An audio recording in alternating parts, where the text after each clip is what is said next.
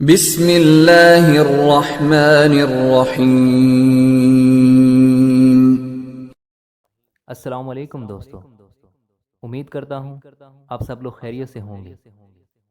لاکھوں کروڑوں درود و سلام حضرت محمد صلی اللہ علیہ وآلہ وسلم کی ذات اقدس پر۔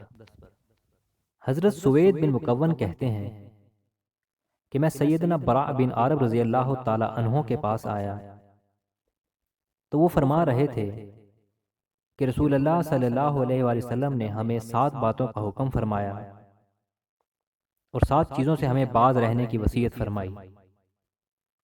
جن باتوں کو ہمیں حکم فرمایا وہ یہ ہیں: مریض کی عیادت کرنا، جنازے میں شرکت کرنا، چھینکنے والا جب الحمدللہ کہہ لے تو اسے یرحمک اللہ دعا دینا، قسموں کا پورا کرنا، مظلوم کی مدد کو آنا، دعوت قبول کرنا اور سلام کو عام کرنا۔